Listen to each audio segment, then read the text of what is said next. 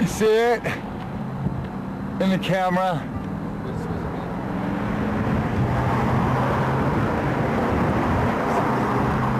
Oh shit, dude! Look at that shit. Yeah.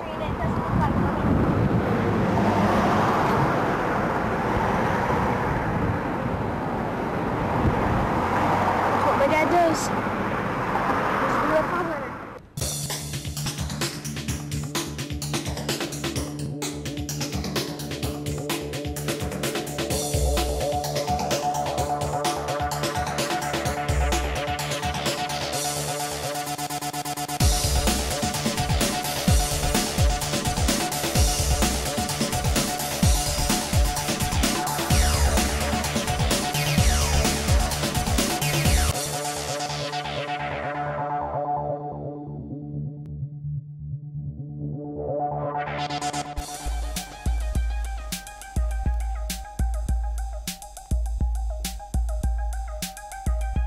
Hello, thanks for tuning in.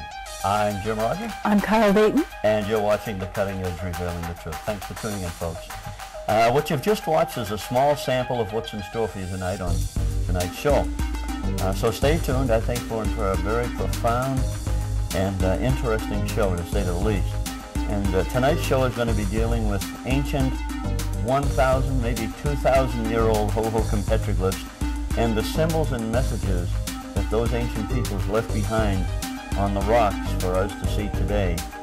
And with us here in the studio tonight is the original researcher who made the connection between the ancient Hohokam petroglyph symbols and the very bizarre and strange-looking UFOs, for example, like the ones you just saw, coming in and out repeatedly of South Mountain.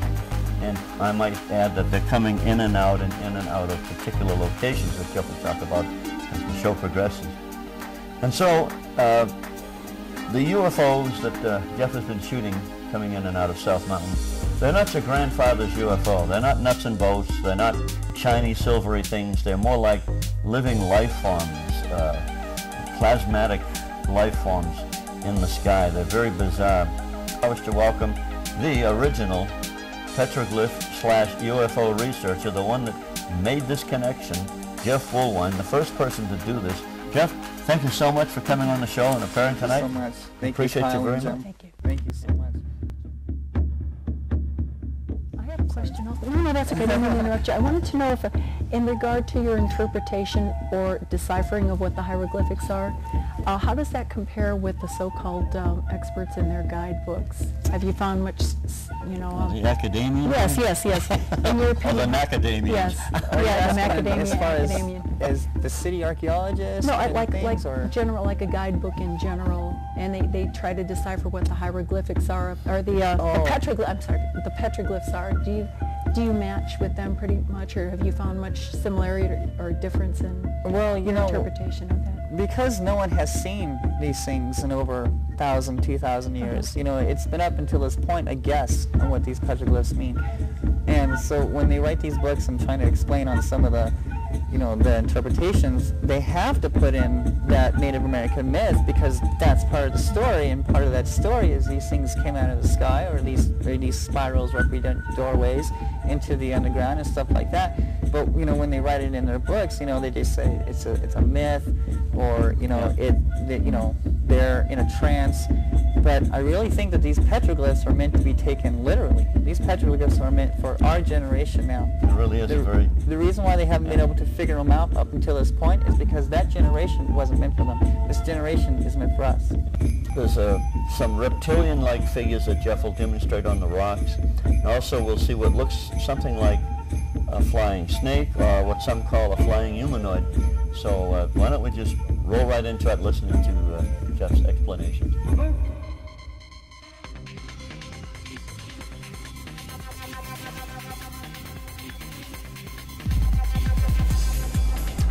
Here we found some spirals, some petroglyphs on this rock. Now, in my opinion, this rock is very significant. When we see spirals, some of the spirals represent doorways. And I believe that this petroglyph is representing a doorway into the stone. Here, if you notice, we have stairs going into this doorway? Well, if you look on this rock right here, we have steps. They look like stairs. That kind of resembles these steps here. And where are they leading? They're going into the rock.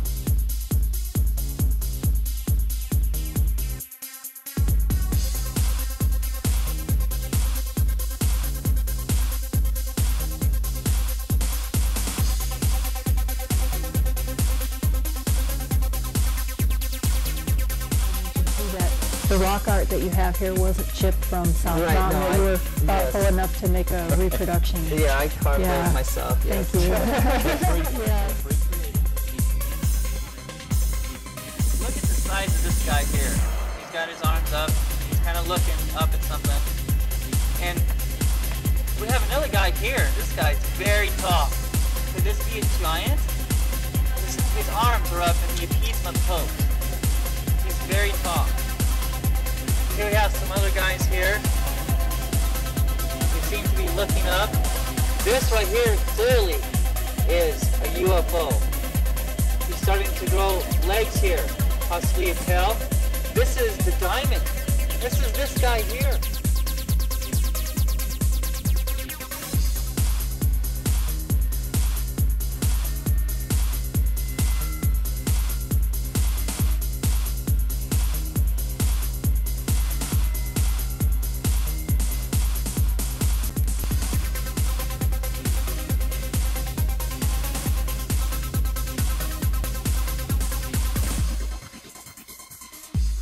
We have other guys here, possibly a tail, long legs, they're looking up.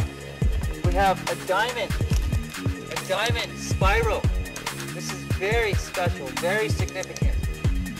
And we have something that these guys seem to be looking up at over their heads.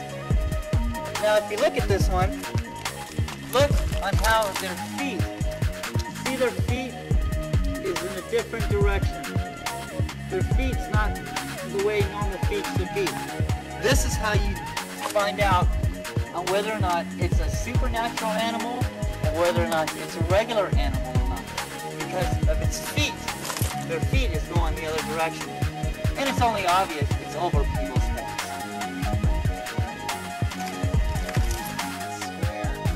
You notice his body is square here. Here's a guy right here.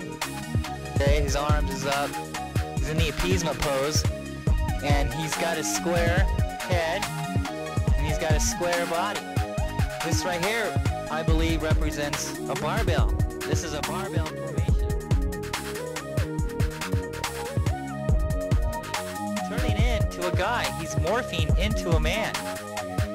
Here we have another entity. It's kind of odd looking. This is very significant. Here again. It shows the feet in opposite directions. This is how you can tell that this is a supernatural animal and not a regular animal that me and you recognize. Out of here. 1, 2, 3, 4, 5, 6. And notice how they're all connected together. This must have been something to see in the sky. I believe the Indians saw this in the sky and they carved it down.